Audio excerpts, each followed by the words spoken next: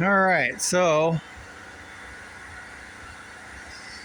what I'm working on today is, well, I'm just about done. I started yesterday. Last night I worked on getting my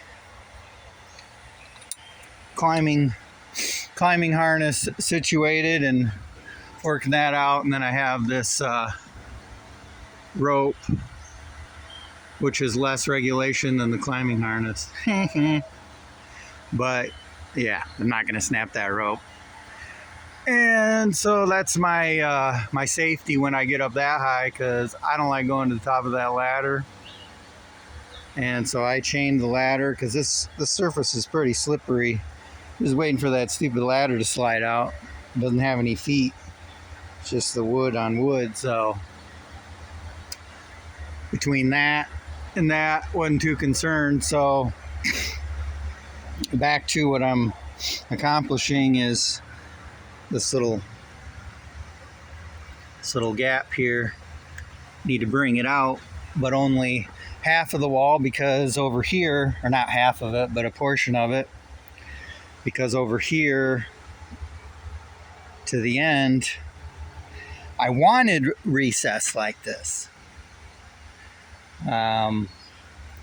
But from basically 2 widths of T111 down, after that I don't. So I was just going to recess 2 sheets, so that's 8 feet. So the idea was to cut the wall,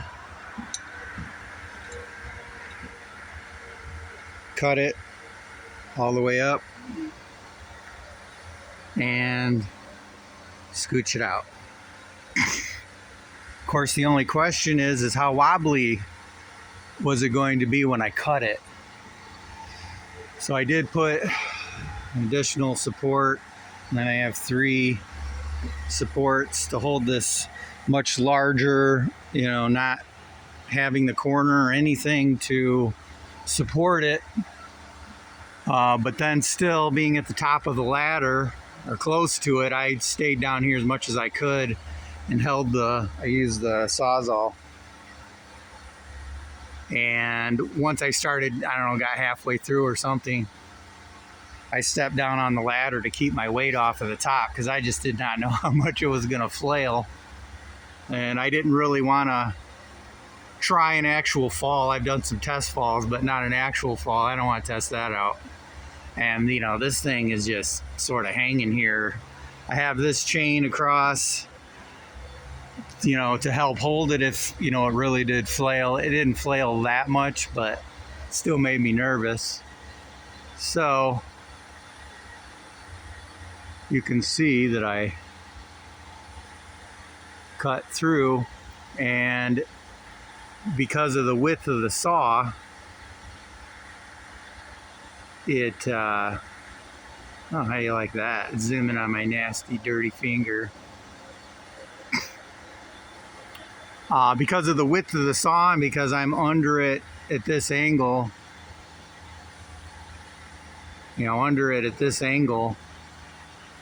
I had to cut away a distance away, but I didn't really care. I did not like being up there with that. It's like a cartoon where you're standing on the branch and you cut the branch you're standing on, is what it kind of felt like.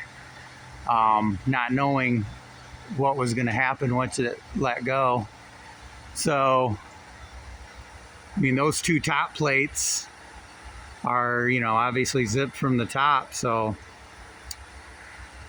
once I get a little further along with the project and have my catwalks across here, then I'll go up there and, when everything's more sturdy, and just replace those to be the proper length, I guess. Now that I'm thinking about it, probably doesn't matter a ton, because I gotta still put yeah, I don't know, I need to put some brackets or something. So maybe, I don't know, I can deal with that later. But without, you know, this wall across here, I don't want to get too crazy up there until it's more sturdy, and probably until I have my, I guess I can't do that, but I was thinking until I had the roof, not the roof, but the trusses or rafters or whatever you call it across. But I don't think I'll do that either. Obviously I can't change the boards if I do that, but I don't know. Think about that later. But so what I did is before I cut the very top, I cut the middle, cut this section out,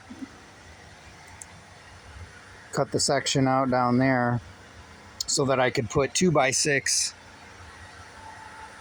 all the way up so that I have this lip,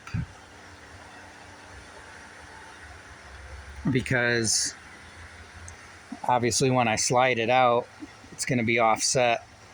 So then this fills in the gap, so I have continuity of the wall. I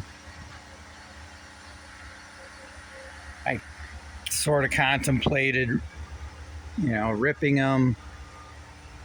And I was like, you know, I can always goof around with that later in case there's something goofy that I'm missing. I don't know what.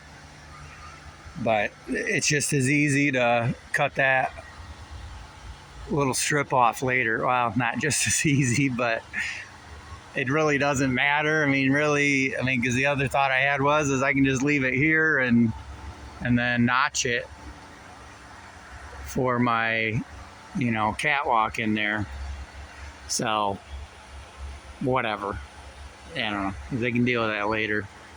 I temporarily screwed this plate here into here just to add some stability, because I'm on the top of that stupid ladder. And so now I'll take those screws out,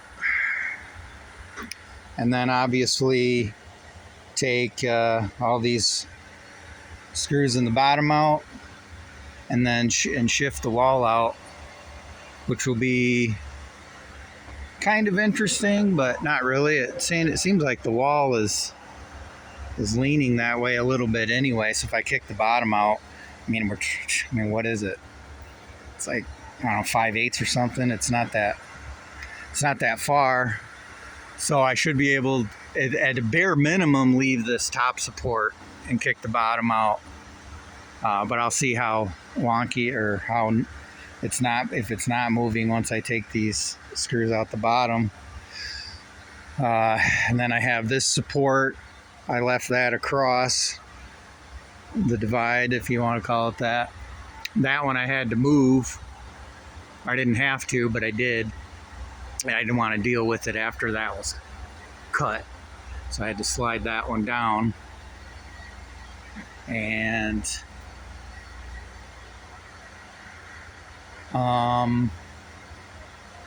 yeah, so I'll have to take this support out before I move it, which I'm not too concerned about that. But I'll do that just before I actually I'll just unscrew it off of this one, leave it screwed there, and then nothing will be holding it, and knock it out. I mean, that should take me 5 minutes. We'll see what happens.